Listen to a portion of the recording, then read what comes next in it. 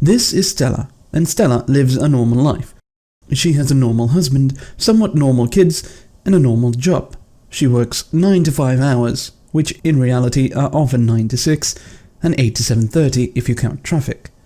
Now Stella is pretty happy, all things considered. Or rather, perhaps it's just that she's not explicitly unhappy. She doesn't have the time to be. But the not unhappiness of it is starting to get to her. She could use a vacation. So she takes one. She goes to Hawaii and tries to enjoy the sun. But there are kids. And a husband. And not that much sun.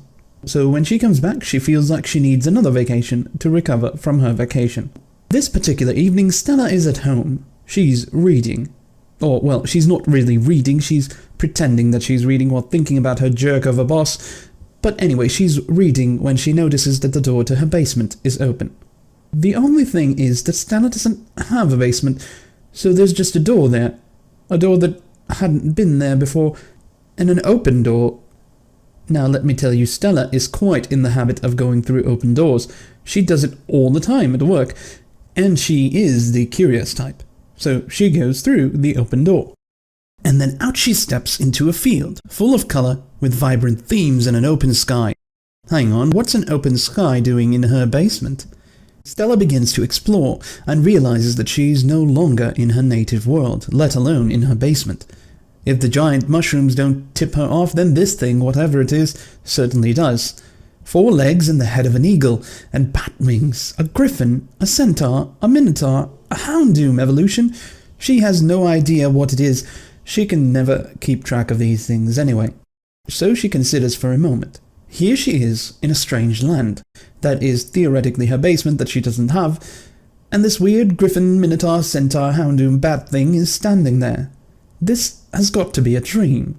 So she does the only thing appropriate for a dream. "Hi," she says. "I'm Stella." "Ah, a woman," says the creature. "Please, stranger, I need your help. You see, over there at the far end of this field is a tower. Inside of it lives an evil demon king. Our people are starving because the demon is hoarding all the food for himself in the tower. We need a hero to vanquish the demon king once and for all. Will you take this challenge?"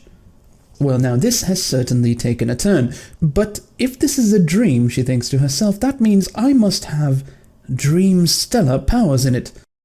Perhaps I can fly, or shoot fireballs from my palms, or maybe I am omnipotent, and I can will the Demon King out of existence. Either way, this will make a very cool story when I wake up, so I'm in. And so Stella agrees to help the weird creature. She journeys to the end of the field to the tower. The door seems to be easy to open because, as we all know, demon kings are arrogant and don't bother investing in basic home security systems, so Stella just gets inside for free. Then she ventures through a deep, dimly lit dungeon. Through 7 floors and numerous assuredly harrowing obstacles, she finally meets the Demon King at the very top of the tower. She confronts the king about his hoarding of food, but the king scoffs at her and tells her that he hoards food just because he can, and who is she to stop him? It is at this moment that Stella attempts to unleash her devastating Dream Stella powers upon the king, but it just so happens that there aren't any. So Stella, who for some reason studied psychology in university, engages the king in conversation. And together, Stella and the king explore the existential theory of loneliness. And she manages to convince the Demon King that he abuses his power because he's lonely. And in turn, he's lonely because he has so much power. The king considers long and hard, and then breaks down in tears, solemnly giving his crown to Stella. "I'm not going to be king anymore," he says. "You can have my crown. I'm going out to the fields to find some companionship." And just like that, Stella becomes queen of the tower. At that moment, a series of weird creatures enter the room and crowd around her. Then they begin chanting and cheering for their new queen. It takes Stella aback, but only for a moment, and then she thinks, now this is something that she can get used to. Whatever this world is, her old life is no more. No more 9 to 7:30, no more exhausting, boring monotony of a home life. No, she's free, and she's the queen of whatever these things are. But what do queens even do? What order should she issue first?